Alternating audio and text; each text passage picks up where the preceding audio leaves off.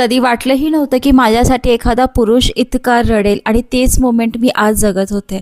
तर मंडळी, love story part 4 मध्ये मी तुम्हाला सांगते की आम्ही बराच वेळ एकमेकांशी फोनवरती गप्पा मारून फायनली आम्ही भेटलो तर होतो. मला खरंच कल्पना नव्हती की त्याच्या मनात काय चाललेलं आहे. आमच्या दोघांचाही जॉब एकदम सुरळीत चालू होता.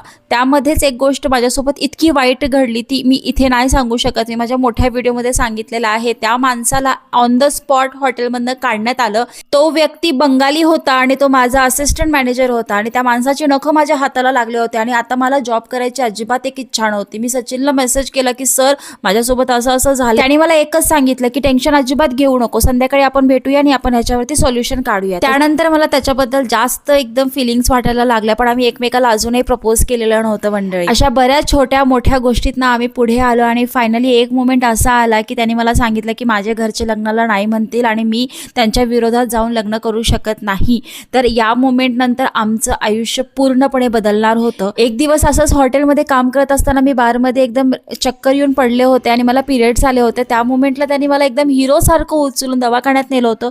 तो मोमेंट माझ्यासाठी खूपच जास्त इमोशनलवाला होता. त्यावेळी नंतर तर मी ठरवलं की आता काहीही झालं तर बस मला हाच पाहिजे. आणि असं झालं होतं की तो म्हटला की नाही, मला जमणार नाही, कारण की माझ्या घरचे अलाउ करणार नाही.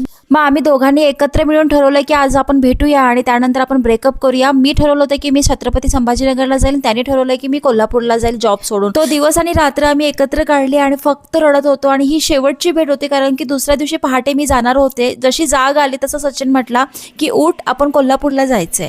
आता कोल्हापूरला जायचंय हे ऐकल्यानंतर मी खूप खुश झाले. त्याने अट टाकली होती, जर त्याच्या आईवडिलांनी हो म्हटलं तर आपण इथून पुढे कंटिन्यू राहूया, नाही तर बस त्याच्यानंतर मग तुझं आणि माझा मार्ग वेगवेगळा.